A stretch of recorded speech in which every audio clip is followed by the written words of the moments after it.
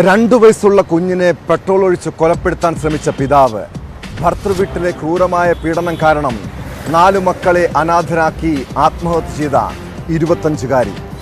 ഇത് നമ്മുടെ നാട്ടിലെ ഒറ്റപ്പെട്ട സംഭവങ്ങളല്ല. കേരളത്തിലെ പല വീടുകളിലും ഇതുപോലുള്ള ദുരന്തങ്ങൾ ഇപ്പോൾ പതിവ് കാഴ്ചയാണ്. അതുപോലെ കുട്ടികൾക്ക് നേരെയുള്ള അതിക്രമങ്ങളും നമ്മുടെ നാട്ടിൽ തുടർക്കഥയാകുന്നു. ആ കേസുകൾ പരിശോധിക്കുകയാണ് പോലീസ് പട്രോൾ. സ്വാഗതം.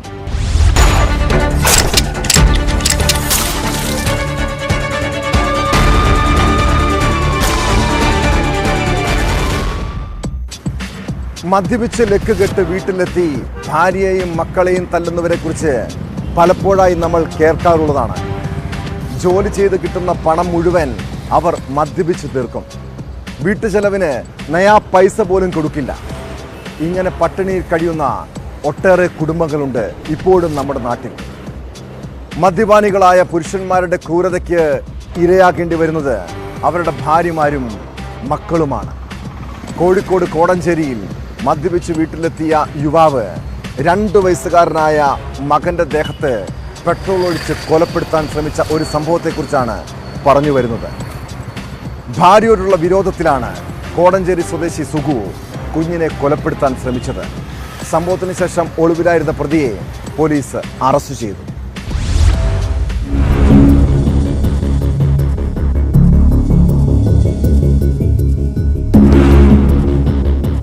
കോടഞ്ചേരി തെയ്യപ്പാറ മേക്കൊത്തി കോളനിയിൽ താമസിക്കുന്ന ഭാര്യ നിധിയുമായി വഴക്കിട്ട് 2 വയസ്സുകാരനായ മകന്റെ ദേഹത്ത് പെട്രോൾ ഒഴിച്ചുവെന്നാണ് പരാതി. കഴിഞ്ഞ ഡിസംബർ 1 രാത്രിയായിരുന്നു സംഭവം. മദ്യപിച്ച് പതിവായി വഴക്കിടുന്ന സുഗു ഇടയ്ക്ക് വീട്ടിൽ നിന്ന് പോകുമെന്നും ചെലവിന് നൽകാറില്ലെന്നും ഭാര്യ പോലീസിന് മൊഴി നൽകി. ചെലവിനുള്ള പണം ചോദിച്ചതിന്റെ പേരിൽ തന്നെയും മകനെയും കൊലപ്പെടുത്താൻ ശ്രമിച്ചുവെന്നാണ് ഇവരുടെ പരാതി.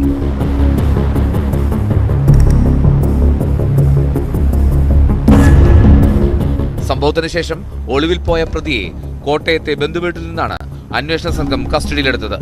ജുവനൈൽ ജസ്റ്റിസ് ആക്ട് ഉൾപ്പെടെയുള്ള വകുപ്പുകളാണ് പ്രതിക്കെതിരെ ചുമത്തിയത്. താമരശ്ശേരി കോടതിയിൽ ഹാജരാക്കിയ പ്രതിയെ 14 ദിവസത്തേക്ക് റിമാൻഡ് ചെയ്തു.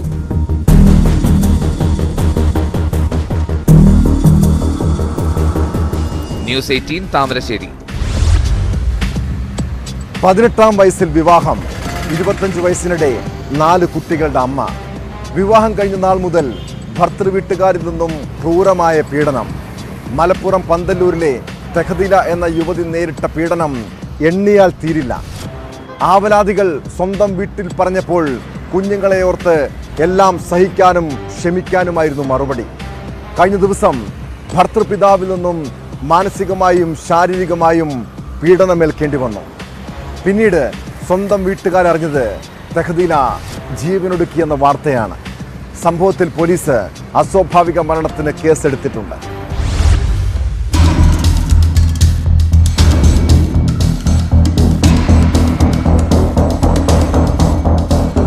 കഴിഞ്ഞ ദിവസം രാത്രിയാണ് 25-കാരിയായ തെഹദിലയെ ഭർതൃവീട്ടിൽ മരിച്ച നിലയിൽ കണ്ടെത്തിയത്. മുറിയിൽ തൂങ്ങിയ നിലയിലായിരുന്നു മൃതദേഹം. ഹോസ്പിറ്റലിൽ എത്തിച്ചു കഴിഞ്ഞാൽ നമുക്ക് മരിച്ചോ ഇല്ലെന്ന് തീരുമാനിക്കേണ്ട ഡോക്ടർമാരല്ലേ. അപ്പം അങ്ങനെ ഹോസ്പിറ്റലിൽ എത്തിക്കേണ്ട കാര്യമില്ല എന്നുള്ളത് ഹോസ്പിറ്റലിൽ എത്തിച്ചില്ല. കാല് താഴെ മുട്ടി നിൽക്കുന്ന സാഹചര്യത്തിൽ പോലും ആ കുട്ടിയെ ഒരുപക്ഷെ എത്തിച്ചിരുന്നെങ്കിൽ രക്ഷപ്പെടുത്താൻ പറ്റുമായിരുന്നു. ഭർതൃവീട്ടുകാരുടെ, പ്രത്യേകിച്ച് ഭർത്താവിന്റെ പിതാവിന്റെ നടപടികളാണ് മരണത്തിലേക്ക് നയിച്ചതെന്ന് കുടുംബം ആരോപിക്കുന്നു. കുട്ടിയുടെ അവിടുത്തെ ഭർത്താവിന്റെ പിതാവാണ് ഏറ്റവും വലിയ പ്രശ്നക്കാരൻ. ലൈംഗികമായിട്ട് പീഡിപ്പിക്കാനും വേണ്ടി വരെ നല്ല ശ്രമം നടത്തിയിട്ടുണ്ട്. ആ ശ്രമത്തിന് കുട്ടി വഴങ്ങാത്തതിന് കുട്ടിയെ തള്ളിയിട്ടിട്ടുണ്ട്, അടിച്ചിട്ടുണ്ട്. മുൻപ് പലവട്ടം തെഹദില പരാതി പറഞ്ഞപ്പോഴൊക്കെ എല്ലാം ഒത്തുതീർപ്പാക്കുകയായിരുന്നു. 4 കുട്ടികളാണ് തെഹദിലയ്ക്ക്. അവരെ ഓർത്താണ് വിട്ടുവീഴ്ചയ്ക്ക് തയ്യാറായതെന്നും കുടുംബം. 10 വയസ്സ് തൊട്ട് 2 വയസ്സ് വരെ പ്രായമുള്ള 4 മക്കൾ, 3 ആൺകുട്ടികളും 1 പെൺകുട്ടി. ഇത്രയും മക്കളുള്ള സമയത്ത് പരമാവധി യോജിച്ച് പോട്ടെ എന്നുള്ള രീതിയിൽ ഒരു പ്രശ്നമില്ലാതെ പോകണമെന്ന് വിചാരിച്ചിട്ട് ഞങ്ങൾ അങ്ങനെ ഒരുപാട് ചെയ്തതാണ്. പക്ഷേ ഇയാളെ കുറിച്ച് ഇയാളുടെ മക്കൾ തന്നെ പല പ്രാവശ്യം പറഞ്ഞിട്ടുണ്ട്. മക്കൾ തന്നെ പറഞ്ഞിട്ടുണ്ട്, ഇയാൾ ഞങ്ങൾക്ക് എന്ത് ചെയ്യാൻ പറ്റും, ബാപ്പയായി പോയില്ല, ബാപ്പ ആയതുകൊണ്ടൊന്നും ചെയ്യാൻ വയ്യ, നിവൃത്തില്ല എന്നുള്ള രീതിയിൽ മക്കൾ പറഞ്ഞിട്ടുണ്ട്. തലേന്ന് വൈകിട്ടും തെഹദില ഫോണിൽ സംസാരിച്ചിരുന്നു. രാത്രി 9:30-ക്കാണ് തെഹദിലയുടെ ഭർത്താവിന്റെ പിതാവ് ഫോണിൽ വിളിച്ച് മരണകാര്യം അറിയിച്ചത്. അത് അവന്റെ ഉപ്പ എനിക്ക് വിളിച്ചിട്ട് എന്തൊരു കൂളായി കണ്ട് എന്നോട് സംസാരിച്ചേ, ഈ എവിടെ ചോദിച്ചു. ഞാനിവിടെ നാട്ടിലുണ്ടായിരുന്നു, ചെറിയൊരു പ്രശ്നമുണ്ട്, ഈ മരിച്ചു കിടക്കേണ്ട ചെറിയ പ്രശ്നം. കഴിഞ്ഞപ്പോൾ ഞാൻ പറഞ്ഞു, എന്നാ എന്താ പ്രശ്നം പറ്റിയാ ചോദിച്ചു. ചിഞ്ചു തൂങ്ങി മരിച്ചു പറഞ്ഞു. ചിഞ്ചു തൂങ്ങിയായിരുന്നു. അപ്പോൾ എന്താ ഞങ്ങൾ മഞ്ചേരി മെഡിക്കൽ കോളേജിലേക്ക് വരികയാണ്. അപ്പോൾ മൂപ്പര് പറഞ്ഞു ഇനി അതിനൊന്നും പറ്റൂല, അവള് മരിച്ചും ചെയ്തു പറഞ്ഞു.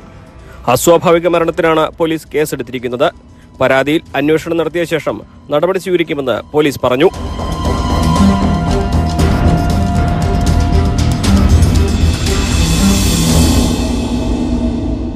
ന്യൂസ് 18 മലപ്പുറം.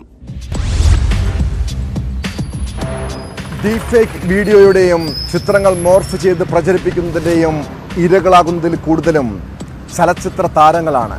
ഇതുപോലെ സമൂഹ മാധ്യമങ്ങളിൽ സമീപകാലത്ത് വേട്ടയാടപ്പെട്ട താരമാണ് നടി പ്രവീണ. പ്രവീണയുടെ ചിത്രങ്ങൾ മോർഫ് ചെയ്ത് പ്രചരിപ്പിച്ചെന്ന പരാതിയിൽ യുവാവിനെ പോലീസ് അറസ്റ്റ് ചെയ്തു. തിരുനെൽവേലി സ്വദേശി ഭാഗ്യരാജിനെ ഡൽഹിയിൽ നിന്നാണ് തിരുവനന്തപുരം സിറ്റി സൈബർ പോലീസ് പിടികൂടിയത്.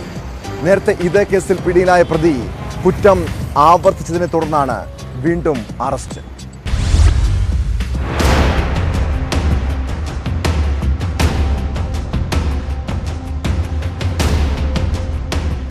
പ്രവീണയുടെ ചിത്രങ്ങൾ മോർഫ് ചെയ്ത് പ്രചരിപ്പിച്ചതിന് ഭാഗ്യരാജിനെ 2021 നവംബറിൽ അറസ്റ്റ് ചെയ്തിരുന്നു. എന്നാൽ ജാമ്യത്തിലിറങ്ങിയ പ്രതി ചിത്രം പ്രചരിപ്പിക്കുന്നത് തുടർന്നു. ഇതിനെതിരെ പ്രവീണ രംഗത്തെത്തിയതോടെയാണ് വീണ്ടും അറസ്റ്റ് ചെയ്തത്. ഡൽഹി സാഗർപൂരിലാണ് 26-കാരനായ ഭാഗ്യരാജ് താമസിക്കുന്നത്. ഇയാൾ BCA വിദ്യാർത്ഥിയാണ്. 2021 പ്രവീണ ഇയാൾക്കെതിരെ ആദ്യം തിരുവനന്തപുരം സൈബർ പോലീസിൽ പരാതി നൽകിയത്. ഫോട്ടോകൾ സമൂഹ മാധ്യമങ്ങളിൽ നിന്ന് ഡൗൺലോഡ് ചെയ്ത് മോർഫിംഗിലൂടെ നഗ്നചിത്രങ്ങളാക്കി പരിചയക്കാർക്കും സുഹൃത്തുക്കൾക്കും അയച്ചു നൽകിയെന്നായിരുന്നു പരാതി. പ്രവീണയുടെ പേരിൽ വ്യാജ ഇൻസ്റ്റാഗ്രാം അക്കൗണ്ട് ഉണ്ടാക്കി അതുവഴിയും ചിത്രങ്ങൾ പ്രചരിപ്പിച്ചു. അന്ന് അറസ്റ്റിലായ ഭാഗ്യരാജ് 1 മാസം പൂർത്തിയാകുന്നതിന് മുൻപ് തന്നെ ജാമ്യത്തിലിറങ്ങി. തുടർന്ന് കൂടുതൽ ദ്രോഹിക്കുകയാണെന്ന് പ്രവീണ പിന്നീട് വെളിപ്പെടുത്തിയിരുന്നു.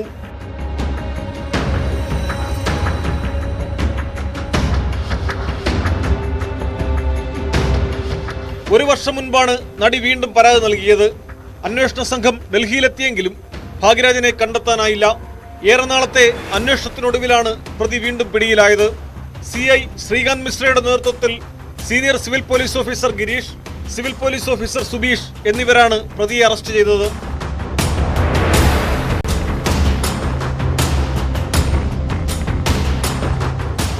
ന്യൂസ് 18 തിരുവനന്തപുരം. കുപ്രസിദ്ധ കുഴൽപ്പണ കവർച്ചാ സംഘത്തലവനാണ് കോടാലി ശ്രീധരൻ. ജാമ്യത്തിലിറങ്ങി മുങ്ങിയ ശ്രീധരൻ തൃശൂർ കൊരട്ടിയിൽ പോലീസിന്റെ പിടിയിലായി. പോലീസിനെതിരെ തോക്കു ചൂണ്ടി രക്ഷപ്പെടാൻ ശ്രമിച്ചെങ്കിലും ബലമായി കീഴടക്കുകയായിരുന്നു. പാലിയക്കര മുതൽ പിന്തുടർന്നാണ് പോലീസ് ഇയാളെ പിടികൂടിയത്. ഒട്ടേറെ ക്രിമിനൽ കേസുകളിലും കുഴൽപ്പണ കേസിലും പ്രതിയാണ് ശ്രീധരൻ. പോലീസിനെ ആക്രമിക്കാൻ ശ്രമിക്കൽ, കൃത്യനിർവഹണം തടസ്സപ്പെടുത്തൽ തുടങ്ങിയ വകുപ്പുകൾ ചുമത്തി ശ്രീധരന്റെ മകൻ അരുണിനെയും പോലീസ് അറസ്റ്റ് ചെയ്തു.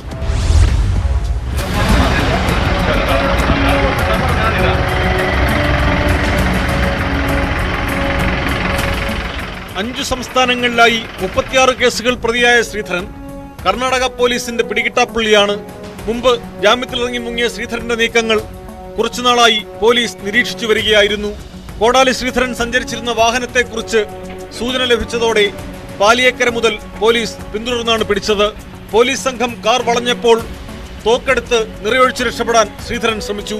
എന്നാൽ കാറിന്റെ ഗ്ലാസ് തകർത്ത് പ്രതിയെ പോലീസ് കീഴടക്കുകയായിരുന്നു.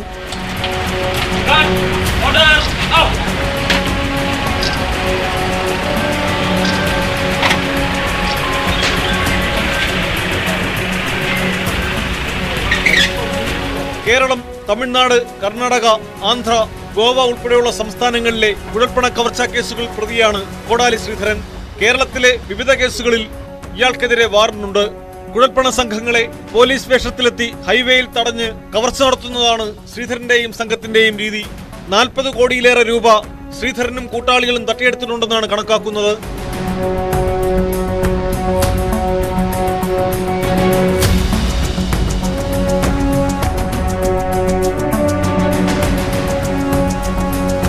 ന്യൂസ് 18 തൃശൂർ. സമൂഹത്തിന് നന്മ പകർന്നു കൊടുക്കേണ്ടവരും മാതൃകകളാകേണ്ടവരുമാണ് ആത്മീയ ജീവിതം നയിക്കുന്നവർ. എന്നാൽ ഈ സമീപകാലത്ത് ചില ക്രിസ്ത്യൻ പുരോഹിതന്മാർക്കും പാസ്റ്റർമാർക്കും പൂജാരിമാർക്കും മദ്രസ അധ്യാപകർക്ക് പോലും ആത്മനിയന്ത്രണമില്ലാത്ത അവസ്ഥ. തിരുവനന്തപുരം കാട്ടാക്കടയിൽ 13കാരനെ ലൈംഗികമായി പീഡിപ്പിച്ച കേസിൽ അറസ്റ്റിലായത് ഒരു പാസ്റ്ററാണ്. പൂവച്ചൽ പെന്തക്കോസ്ത് പള്ളിയിലെ പാസ്റ്റർ രവീന്ദ്രനാഥാണ് അറസ്റ്റിലായത്. ടാബിൽ അശ്ലീല ചിത്രം കാട്ടി കുട്ടിയെ പീഡിപ്പിക്കാൻ ശ്രമിച്ചെന്ന കേസിലാണ് അറസ്റ്റ്.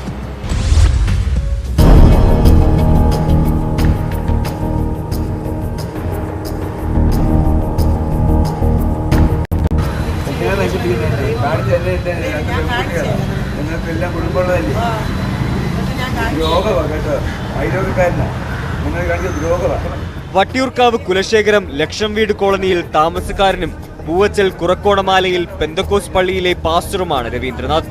ആശുപത്രിയിൽ പോയി ഒറ്റയ്ക്ക് വീട്ടിലേക്ക് മടങ്ങുകയായിരുന്ന 13കാരനെ വഴിയിൽ വച്ചാണ് ഇയാൾ പരിചയപ്പെട്ടതെന്ന് പോലീസ് പറയുന്നു. തന്റെ ടാബ് ശരിയാക്കി തരാമോ എന്ന് ചോദിച്ച് കുട്ടിയെ വിളിക്കുകയായിരുന്നു. തുടർന്ന് ടാബിൽ അശ്ലീല ചിത്രം കാട്ടി പീഡിപ്പിക്കാൻ ശ്രമിച്ചു എന്നാണ് പരാതി.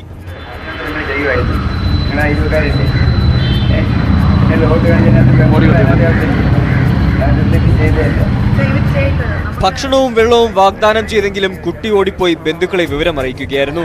കാട്ടാക്കട പോലീസ് അറസ്റ്റ് ചെയ്ത് പ്രതിയെ കോടതി റിമാൻഡ് ചെയ്തു.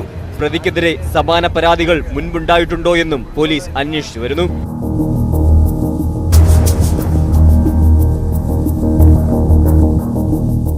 ന്യൂസ് 18 തിരുവനന്തപുരം. പോലീസ് പെട്രോൾ ഇനി പരിശോധിക്കുന്നത് വയനാട്ടിൽ 14കാരിയെ പീഡിപ്പിച്ച കേസാണ്. പെൺകുട്ടി ഗർഭിണിയായപ്പോഴാണ് പീഡന വിവരം പുറത്തു വന്നത്. പെൺകുട്ടിയെ പ്രലോഭിപ്പിച്ച് കൂട്ടിക്കൊണ്ടുപോയി പീഡിപ്പിച്ചെന്നാണ് പരാതി. കേസിൽ കർണാടക സ്വദേശിയായ യുവാവ് പോലീസിന്റെ പിടിയിലായി. കുട്ടമത്തിക്കാട് എസ്റ്റേറ്റിൽ മണിവണ്ണനെയാണ് മാനന്തവാടി പോലീസ് പിടികൂടിയത്.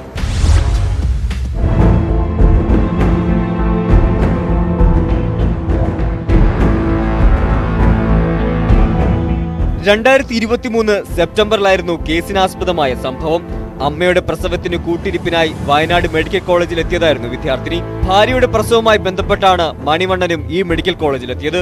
ആശുപത്രിയിൽ വെച്ചാണ് മണിവണ്ണൻ പെൺകുട്ടിയെ പരിചയപ്പെടുകയും പ്രലോഭിപ്പിച്ച് പീഡിപ്പിച്ച് ഗർഭിണിയാക്കുകയും ചെയ്തത്. പെൺകുട്ടി ഗർഭിണിയാണെന്ന വിവരം പുറത്തു വന്നതോടെയാണ് പോലീസ് അന്വേഷണം നടത്തി പ്രതിയെ പിടികൂടിയത്.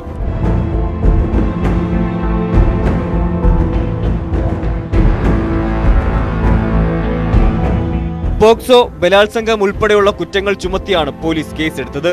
SI TK മിനിമോൾ, ASIമാരായ സജി, ബിജു വർഗീസ്, CPOമാരായ സരിത്, ഗീത, ഡ്രൈവർ അനിൽകുമാർ എന്നിവരും അന്വേഷണത്തിൽ പങ്കെടുത്തു.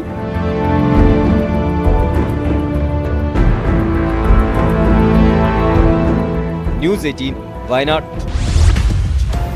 വീട്ടിൽ അതിക്രമിച്ചു കയറി യുവതിയെ പീഡിപ്പിച്ച കേസ്.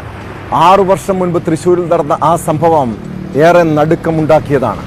2018 ഏപ്രിലാണ് യുവതി സ്വന്തം വീട്ടിൽ വെച്ച് പീഡനത്തിന് ഇരയായത്. ആ കേസിൽ പ്രതിക്ക് കോടതി 22 വർഷം കഠിന തടവ് ശിക്ഷ വിധിച്ചു.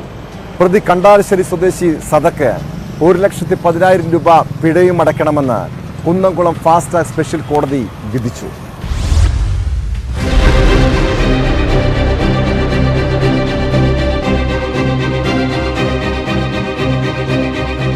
വീട്ടിൽ അതിക്രമിച്ചു കയറി യുവതിയെ ബലാത്സംഗം ചെയ്ത കേസിലാണ് പ്രതിയെ 22 വർഷം കഠിന തടവിനും 1,10,000 രൂപ പിഴയടയ്ക്കാനും ശിക്ഷിച്ചത്.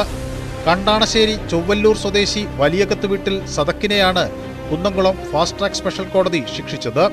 2018 ഏപ്രിലിലായിരുന്നു കേസിനാസ്പദമായ സംഭവം. പണയം വെക്കാൻ വാങ്ങിയ കൈച്ചെയിൻ തിരികെ നൽകാൻ എന്ന വ്യാജേന സദക് രാത്രി 12 മണിയോടെ ഇവരുടെ വീട്ടിലെത്തി. വാതിൽ തുറന്നില്ലെങ്കിൽ യുവതി വിളിച്ചിട്ടാണ് വന്നതെന്ന് നാട്ടുകാരോട് പറയുമെന്ന് ഭീഷണിപ്പെടുത്തി. വീട്ടിൽ അതിക്രമിച്ചു കയറി ബലാത്സംഗം ചെയ്തെന്നാണ് കേസ്.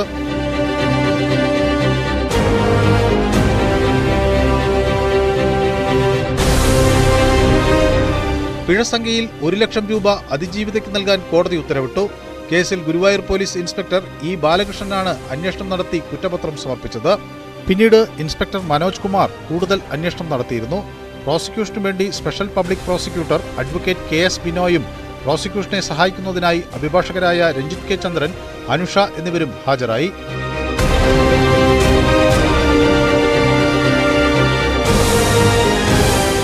ന്യൂസ് 18 തൃശൂർ. മലപ്പുറം ജില്ലാ പോലീസ് മേധാവിയുടെ ഒരു വിചിത്ര ഉത്തരവ് ഇപ്പോൾ വലിയ രീതിയിൽ ചർച്ചയാകുന്നുണ്ട്. ബാറിൽ നിന്ന് മദ്യപിച്ചിറങ്ങുന്നവരെ പരിശോധിക്കരുതെന്ന് മലപ്പുറം ജില്ലാ പോലീസ് മേധാവി S ശശിധരനാണ് വിവാദ ഉത്തരവ് പുറത്തിറക്കിയത്. അംഗീകൃത ബാറിൽ നിന്നും മദ്യപിച്ചിറങ്ങുന്നവരെ പരിശോധിക്കരുത് എന്നായിരുന്നു നിർദ്ദേശം. സംഭവം വിവാദമായതോടെ ഉത്തരവിപ്പോൾ പിൻവലിച്ചിട്ടുണ്ട്. വാർത്തയുടെ വിശദാംശങ്ങളുമായി CV അനുമോദ് ചേരുന്നു. അനുമോദ്, ഏറെ വിവാദമായ ഒരു ഉത്തരവ്. ഇപ്പോൾ ഏത് സാഹചര്യത്തിലാണ് ആ ഉത്തരവ് പിൻവലിച്ചിരിക്കുന്നത്? പോലീസ് വാഹന പരിശോധനയും പട്രോളിംഗും നടത്തുന്ന സമയങ്ങളിൽ അംഗീകൃത ബാറുകളുടെ ഉള്ളിൽ നിന്നുള്ള അവയുടെ അധികാരപരിധിയിൽ നിന്നോ മദ്യപിച്ചിറങ്ങുന്ന വ്യക്തികളെ പിടികൂടരുതെന്ന നിർദ്ദേശം മലപ്പുറം SP പുറത്തിറക്കിയതാണ് വിവാദമായത്. SP-യുടെ ഈ നിർദ്ദേശത്തെ പലരും വലിയ വിമർശനത്തോടെയാണ് സ്വീകരിച്ചത്. എന്താണെങ്കിലും ഉത്തരവ് നിർദ്ദേശം പുറത്തിറങ്ങി മണിക്കൂറുകൾക്കുള്ളിൽ അദ്ദേഹം അത് തിരുത്തുകയും ചെയ്തു. ഈ ഒരു ഉത്തരവ് റദ്ദാക്കിയിരിക്കുന്നു എന്ന നിർദ്ദേശമാണ് ഏറ്റവും ഒടുവിലായി സ്റ്റേഷൻ ഹൗസ് ഓഫീസർമാർക്ക് SP-യുടെ ഓഫീസിൽ നൽകിയിട്ടുള്ളത്. ഇതുമായി ബന്ധപ്പെട്ട് നമുക്ക് മനസ്സിലാക്കാൻ കഴിയുന്ന കാര്യം, മുൻപ് ബാറിൽ നിന്നും മദ്യപിച്ച് പുറത്തിറങ്ങുന്നവരെ, നടന്നു വരുന്നവരെ വരെ പോലീസ് പിടികൂടിയ ഒരു സംഭവം ഉണ്ടായപ്പോൾ ഇക്കാര്യം ചൂണ്ടിക്കാണിച്ച് നവകേരള സദസ്സിൽ ബാർ ഉടമകൾ പരാതി നൽകിയിരുന്നു. അതിന്റെ അടിസ്ഥാനത്തിൽ കൂടിയാണ് ഇത്തരത്തിലൊരു നിർദ്ദേശം SP-യുടെ ഭാഗത്ത് ഉണ്ടായത് എന്നാണ് അറിയുന്നത്. എന്നാലും ഇതൊരു ക്ലറിക്കൽ മിസ്റ്റേക്ക് ആയിട്ടാണ് ആദ്യത്തെ ഉത്തരവിൽ ഉണ്ടായിരുന്നത് എന്നാണ് ഏറ്റവും ഒടുവിലായി ലഭിക്കുന്ന വിശദീകരണം. ഇതിൽ ക്ലറിക്കൽ മിസ്റ്റേക്ക് വന്നതുകൊണ്ടാണ് പിൻവലിക്കുന്നത് എന്ന തരത്തിലാണ് പോലീസിന്റെ ഭാഗത്തുനിന്ന് വിശദീകരണമുള്ളത്. എന്നാണെങ്കിൽ ഇതിനു ശേഷം പുതുക്കിയ നിർദ്ദേശമോ ഉത്തരവോ SP-യുടെ ഓഫീസിൽ നിന്നും പുറത്തിറങ്ങിയിട്ടില്ല.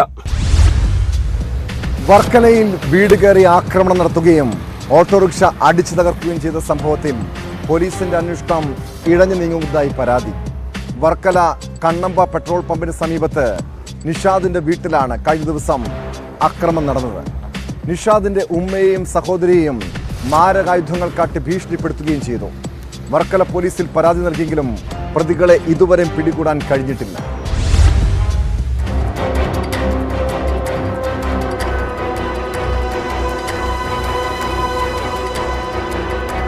ബുധനാഴ്ച വൈകിട്ട് 3 മണിയോടെ 3-അംഗ സംഘം മാരകായുധങ്ങളുമായി നിഷാദിന്റെ വീട്ടിലെത്തുകയും വീടിന്റെ മുൻവശത്ത് പാർക്ക് ചെയ്തിരുന്ന ഓട്ടോറിക്ഷ അടിച്ചു തകർക്കുകയും ചെയ്തു. നിഷാദിനെ ആക്രമിക്കാൻ ശ്രമിച്ചപ്പോൾ ഇയാൾ ഓടി രക്ഷപ്പെടുകയായിരുന്നു.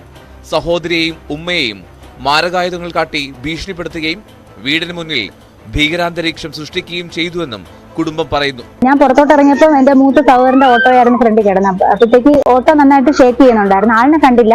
അപ്പൊ ഞാൻ എന്താണ് കാര്യമെന്ന് ഇങ്ങനെ വിളിച്ച് ചോദിച്ചപ്പോൾ കാണാം ഈ പയ്യ അതിന്റെ അകത്തുനിന്ന് ഇങ്ങനെ തലയിട്ട് നോക്കിയിട്ട് അതിന്റെ എന്തോ ഉയരൊക്കെ പൊട്ടിക്കുന്നുണ്ടായിരുന്നു. അപ്പൊ ഞാൻ അവിടെ കിടന്ന് വെള്ളം വെച്ച് എന്റെ ആട്ടയിൽ എന്തോ ചെയ്യുന്നെന്നും പറഞ്ഞിട്ട് അപ്പോഴ് ഇവിടെ കിടന്ന് ഞാൻ വിളിച്ചപ്പം എന്റെ 2 ആങ്ങളമാരും കൂടെ ഇറങ്ങി. ആദ്യത്തെ ആള് ഇവനായിരുന്നു ഇറങ്ങിയപ്പോൾ ഈ പുള്ളി തിരിച്ചു വന്നിട്ട് ഇവിടെ കാറ് എന്റെ ഫ്രണ്ടിൽ പാർക്ക് ചെയ്തിരിക്കുകയായിരുന്നു. അതിൻ്റെ അകത്ത് 2 പേരുണ്ടായിരുന്നു. അതിൽ ഒരാളിനെ എനിക്കറിയാം, നടയറുള്ളതാണ്. മറ്റേ പുള്ളി വന്നിട്ട് ഫ്രണ്ട് ഡോർ തുറന്ന്, പുള്ളിയായിരുന്നു ഡ്രൈവ് ചെയ്ത് വന്നത്, ഡോർ തുറന്ന് ഒരു വടിവാളും എടുത്തിട്ട് ഇവനെ ഓട്ടിച്ചു. നമ്മൾ നോക്കിയപ്പോൾ കാറിന്ന് ഇങ്ങനെ ഒരു വടിവാളുമായിട്ട് കൊണ്ടുവരുന്നു. ഇവിടെ സ്ത്രീകൾ മാത്രമേ ഉള്ളായിരുന്നു. ഇറങ്ങുന്ന ഒരു ചീത്തയും വിളിച്ചിട്ട് ഇറങ്ങുന്നു പറഞ്ഞ് അങ്ങനെ ഇവിടെ ഒരു കൊച്ചുണ്ടായിരുന്നു. അവൻ ഇറങ്ങിയപ്പോൾ അവൻ ഇറങ്ങടാന്ന് പറഞ്ഞു. അവൻ പറഞ്ഞു എന്റെ ആട്ട് വേണമെന്ന് പറഞ്ഞ് കേൾക്കാതെ അവന്റെ ആട്ട പോയി വെട്ടി തകർത്ത് അവസാനം വാളും കൊണ്ട് കാറി കയറി പോവുകയും ചെയ്തു. നിഷാദിനെ കിട്ടാത്തതിന്റെ വൈരാഗ്യത്തിലാണ് ഓട്ടോറിക്ഷ അടിച്ചു തകർത്തത്. സംഭവം നടക്കുന്നതിന് 2 ദിവസങ്ങൾ മുമ്പ് നടയറ ജംഗ്ഷനിൽ വെച്ചുണ്ടായ സംഘർഷത്തിന്റെ വൈരാഗ്യമാണ് ആക്രമണത്തിന് കാരണമെന്നും കുടുംബം പറഞ്ഞു. 2-3 ദിവസത്തിന് മുമ്പ് നടയറ വെച്ച് ചെറിയൊരു ഇഷ്യൂസ് നടന്നു. ഒരു കാറിൽ കൊണ്ടുവന്ന് ഉരച്ചതാണ് വിഷയം തുടക്കം. അങ്ങനെ അവിടെ നിന്ന് പിടിച്ചു മാറ്റാനൊക്കെയാണ് ഞാനൊക്കെ പോയത്. പിടിച്ചു മാറ്റുന്ന കൂട്ടത്തിൽ ഉന്തും തൊള്ളൊക്കെ ആയിട്ടുണ്ടായിരുന്നു. പിന്നെ വീട്ടിൽ കയറി വെട്ടിയിട്ടേ പോത്തോളും, എൻ്റെ മക്കളെ എല്ലാം ഞാൻ അരിഞ്ഞിട്ടേ ഇവിടുന്ന് സ്ഥലം കാലിയാക്കത്തോളൂ, കേസൊന്നും എനിക്ക് വിഷയമല്ല എന്ന് പറഞ്ഞു. വർക്കല പോലീസിൽ പരാതി നൽകിയെങ്കിലും പ്രതികളെ പിടികൂടാൻ പോലീസിന് കഴിഞ്ഞിട്ടില്ല. അന്വേഷണം ഊർജിതമാക്കി പ്രതികളെ പിടികൂടണമെന്ന ആവശ്യം ശക്തമാണ്.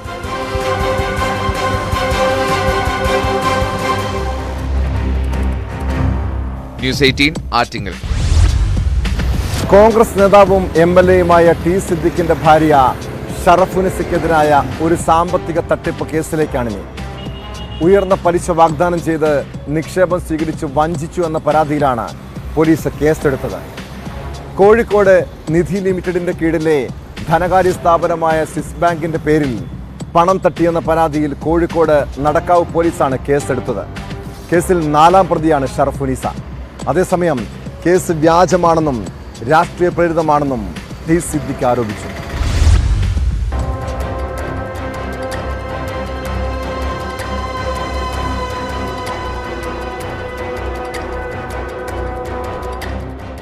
കോഴിക്കോട് വെസ്റ്റ് ഹിൽ സ്വദേശി സബീന വി നൽകിയ പരാതിയിലാണ് നടക്കാവ് പോലീസ് കേസെടുത്തത്. പരാതിക്കാരിയോട് 13.5% പലിശ വാഗ്ദാനം ചെയ്ത് 2 ഘട്ടങ്ങളിലായി 5.65 ലക്ഷം രൂപ വാങ്ങി. എന്നാൽ പലിശയോ അടച്ച തുകയോ തിരിച്ചു കിട്ടിയില്ലെന്നും പരാതിയിൽ പറയുന്നു. 5 പ്രതികളുള്ള കേസിൽ 4ാം പ്രതിയാണ് ടി സിദ്ദിഖ് MLAയുടെ ഭാര്യ ഷറഫുനിസ. വസീം തൊണ്ടിക്കോടൻ, റഹില ബാനു, തൊണ്ടിക്കോട് മൊയ്തീൻകുട്ടി, ഷംന എന്നിവരാണ് മറ്റു പ്രതികൾ. എന്നാൽ കേസ് രാഷ്ട്രീയ പ്രേരിതമാണെന്ന് ടി സിദ്ദിഖ് MLA പറഞ്ഞു. 2022 ഡിസംബർ 8-ന് തന്റെ ഭാര്യ ഈ സ്ഥാപനത്തിൽ നിന്നും രാജിവെച്ചിട്ടുണ്ട്. പിന്നെ എങ്ങനെ 2023-ൽ നടക്കുന്ന ഇടപാടിൽ അവർ പ്രതിയാകും? പരാതിക്കാരി CPMന്റെ മുൻ കൗൺസിലറാണെന്നും നിയമ നടപടിയുമായി മുന്നോട്ടു പോകുമെന്നും അദ്ദേഹം വ്യക്തമാക്കി. എന്റെ ഭാര്യയെ കൂടി ഉൾപ്പെടുത്തിയെടുത്തതായിരിക്കുന്ന കേസ് അത് തികച്ചും രാഷ്ട്രീയ പ്രേരിതവും സത്യസന്ധമല്ലാത്തതും വ്യാജ നിർമ്മിതിയുടെ പുറത്ത് നടത്തിയ രാഷ്ട്രീയ ഗൂഢാലോചനയുമാണ്. 16/3/2023 4.52 ലക്ഷം രൂപയും 19/4/2023 1.13 ലക്ഷം രൂപയും മൊത്തം 5.65 ലക്ഷം രൂപ അവർ നിക്ഷേപിച്ചു. അത് ചീറ്റ് ചെയ്തു എന്ന് പറഞ്ഞുകൊണ്ടാണ് കേസ്. ഈ പണം നിക്ഷേപിച്ച കാലയളവിൽ എന്റെ ഭാര്യ ആ സ്ഥാപനത്തിൽ പ്രവർത്തിച്ചിട്ടില്ല. പ്രവർത്തിച്ചു എന്ന് തെളിയിക്കാൻ പോലീസിനെയും പരാതിക്കാരിയെയും വെല്ലുവിളിക്കുക. ഇത് വ്യാജമായ കേസാണെന്നും MLAക്കൊപ്പം നിൽക്കുമെന്നും DCC പ്രസിഡന്റ് പ്രവീൺ കുമാർ പറഞ്ഞു. വീണ വിജയനെതിരെ കേന്ദ്ര സംസ്ഥാന ഏജൻസികൾ കുറ്റക്കാരിയാണെന്ന് പറഞ്ഞിട്ടും ഒരു FIR ഇഷ്യാത്ത കേരളത്തിലെ പോലീസ് ഒരു പരാതിയുടെ അടിസ്ഥാനത്തിൽ MLAയുടെ ഭാര്യയുടെ കേസെടുത്തത് രാഷ്ട്രീയപരമായി പകപോക്കാനും അപകീർത്തിപ്പെടുത്താനുള്ള ദുരുദ്ദേശം കൂടി തന്നെയാണ്. ആ കാര്യത്തിൽ MLA നടത്തുന്ന പോരാട്ടത്തിൽ പാർട്ടി ഒപ്പം നിൽക്കും. സ്ഥാപനത്തിനെതിരെ നേരത്തെ തന്നെ പരാതിയുമായി ജീവനക്കാരും നിക്ഷേപകരും രംഗത്തെത്തിയിരുന്നു. 3000-ഓളം പേരിൽ നിന്നായി 20 കോടിയോളം രൂപയുടെ നിക്ഷേപം സ്വീകരിച്ചിട്ടുണ്ടെന്നാണ് സ്ഥാപനത്തിലെ ജീവനക്കാർ പറയുന്നത്. ജോലി വാഗ്ദാനം, ഡെയിലി ഡെപ്പോസിറ്റ്, ഫിക്സഡ് ഡെപ്പോസിറ്റ് എന്നീ പേരുകളിലാണ് പണം സ്വീകരിച്ചിരുന്നത്. ഉന്നത രാഷ്ട്രീയ ബന്ധം ഉപയോഗിച്ചാണ് നിക്ഷേപകരെ ആകർഷിച്ചിരുന്നത് എന്ന ആരോപണവും ശക്തമാണ്.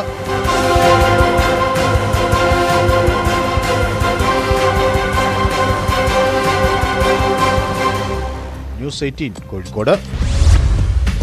എറണാകുളം മഹാരാജാസ് കോളേജിൽ SFI യൂണിറ്റ് സെക്രട്ടറിയെ കുത്തിയ കേസിൽ മുഖ്യപ്രതി ഇപ്പോഴും ഒളിവിൽ. 3ാം വർഷ ഇംഗ്ലീഷ് വിദ്യാർത്ഥി അബ്ദുൾ മാലിക്കാണ് 1ാം പ്രതി.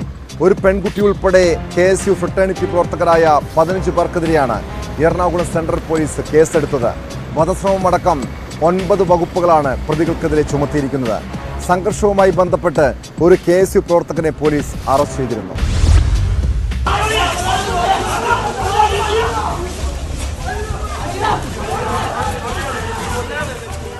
അധ്യാപകനെ ആക്രമിച്ച ഫ്രട്ടേണിറ്റി പ്രവർത്തകനെതിരെ പ്രതിഷേധിച്ചതിനെ തുടർന്നുണ്ടായ വിരോധമാണ് കത്തിക്കുത്തിലേക്ക് നയിച്ചതെന്ന് FIR-ൽ പറയുന്നു. നാടക റിഹേഴ്സലിന് ശേഷം പോകുകയായിരുന്ന വിദ്യാർത്ഥികളെ ഒരു സംഘം ആക്രമിക്കുകയായിരുന്നുവെന്നാണ് SFI പറയുന്നത്. വടിവാളും ബിയർ കുപ്പികളും മാരകായുധങ്ങളുമായി എത്തിയായിരുന്നു ആക്രമണം. അതിനിടെയാണ് SFI unit secretary Nasar Abdul Rahman കുത്തേറ്റത്. ഗുരുതരമായി പരിക്കേറ്റ നാസർ ഇപ്പോഴും ആശുപത്രിയിൽ ചികിത്സയിലാണ്. ആക്രമണത്തിന് പിന്നിൽ ഫ്രട്ടേണിറ്റി പ്രവർത്തകരാണെന്നാരോപിച്ച് SFI പരാതി നൽകിയതിന് പിന്നാലെയാണ് പോലീസ് കേസെടുത്തത്. സംഘർഷവുമായി ബന്ധപ്പെട്ട് ഒരു KSU പ്രവർത്തകനെ കൂടി പോലീസ് അറസ്റ്റ് ചെയ്തു. 8ാം പ്രതിയായ ഇജ്ലാലാണ് അറസ്റ്റിലായത്. ഒരു പെൺകുട്ടി ഉൾപ്പെടെ KSU ഫ്രട്ടേണിറ്റി പ്രവർത്തകരായ 15 പേർക്കെതിരെ എറണാകുളം സെൻട്രൽ പോലീസ് കേസെടുത്തിട്ടുണ്ട്. എന്നാൽ KSU ഫ്രട്ടേണിറ്റി പ്രവർത്തകരെ മർദ്ദിച്ച SFIക്കാർക്കെതിരെ പോലീസ് നടപടി സ്വീകരിക്കുന്നില്ലെന്ന് ആക്ഷേപമുണ്ട്. 2 ദിവസം മുൻപ് മഹാരാജാസ് കോളേജിൽ SFI ഫ്രട്ടേണിറ്റി പ്രവർത്തകർ തമ്മിൽ ഏറ്റുമുട്ടിയിരുന്നു. സംഘർഷത്തിൽ 7 ഫ്രട്ടേണിറ്റി പ്രവർത്തകർക്കും 2 SFIക്കാർക്കും പരിക്കേറ്റു. കഴിഞ്ഞ വർഷം നടന്ന കോളേജ് യൂണിയൻ തെരഞ്ഞെടുപ്പുമായി ബന്ധപ്പെട്ട പ്രശ്നങ്ങളാണ് സംഘർഷത്തിന് കാരണമായത്. ഈ തർക്കങ്ങളാണ് ഒടുവിൽ കത്തിക്കുത്തിൽ കലാശിച്ചത്. ന്യൂസ് 18 കൊച്ചി. കുറ്റകൃത്യങ്ങളുടെ മറ്റു ചില വാർത്തകൾ ചുരുക്കത്തിൽ. യൂത്ത് കോൺഗ്രസ് സംസ്ഥാന അധ്യക്ഷൻ രാഹുൽ മാങ്കൂട്ടത്തിലിനെതിരെ വീണ്ടും കേസ്. രാഹുലടക്കം 12 പേർക്കും കണ്ടാലറിയാവുന്ന 200ഓളം പേർക്കുമെതിരെയാണ് കേസ്.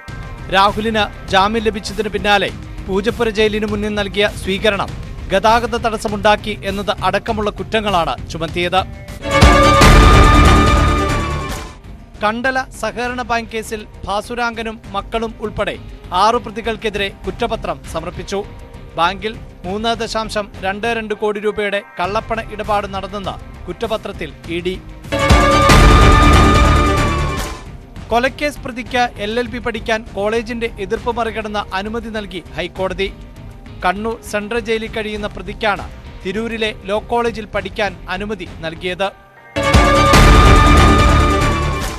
കരിപ്പൂർ വിമാനത്താവളത്തിൽ വീണ്ടും സ്വർണം പിടികൂടി. 2 യാത്രക്കാരിൽ നിന്നായി 55 ലക്ഷം രൂപയുടെ സ്വർണമാണ് പിടിച്ചെടുത്തത്. വേങ്ങര സ്വദേശി മുഹമ്മദ് ലുക്മാൻ, മണ്ണാർക്കാട് സ്വദേശി ഷബീർ അലി എന്നിവരെ കസ്റ്റഡിയിലെടുത്തു. വയനാട് പനമരം ബിവറേജിൽ ജീവനക്കാരെ ഭീഷണിപ്പെടുത്തി മദ്യം പിടിച്ചുവാങ്ങിയ കേസിൽ 4 പേർ അറസ്റ്റിൽ. കുരുമ്പുമൽ സ്വദേശികളായ സുധി, സുരേഷ്, മാത്തൂർ സ്വദേശി സനീഷ്, തലപ്പുഴ സ്വദേശി വിപിൻ എന്നിവരെയാണ് അറസ്റ്റ് ചെയ്തത്. കേരളത്തിൽ ഭീതി വിതച്ച സംഭവമാണ് ആലപ്പുഴയിലെ രഞ്ജിത്ത് ശ്രീനിവാസ് കൊലക്കേസ്. 2021 ഡിസംബർ 19-നാണ് രഞ്ജിത്ത് ശ്രീനിവാസനെ ആലപ്പുഴ വെള്ളക്കിണറുള്ള വീട്ടിൽ കയറി അമ്മയുടെയും ഭാര്യയുടെയും മകളുടെയും മുന്നിലിട്ട് വെട്ടിക്കൊലപ്പെടുത്തിയത്. ആ കേസിൽ ശിക്ഷാവിധിയുടെ കാത്തിരിപ്പിന് ഇനി മണിക്കൂറുകളുടെ ദൈർഘ്യമേ ഉള്ളൂ. കേസിലെ സാക്ഷികൾക്കും പ്രോസിക്യൂഷൻ അഭിഭാഷകർക്കും നേരെ കടുത്ത ഭീഷണി ഉണ്ടായ സാഹചര്യത്തിൽ അതിശക്തമായ പോലീസ് സുരക്ഷയിലായിരുന്നു വിചാരണ നടപടികൾ. കൊലയാളി സംഘങ്ങൾക്ക് മാതൃകാപരമായ ശിക്ഷ വിധിക്കണമെന്നാണ് പ്രോസിക്യൂഷന്റെ ആവശ്യം. ഇതോടെ ഇന്നത്തെ പോലീസ് പട്രോൾ പൂർണ്ണമാകുന്നു. നമസ്കാരം.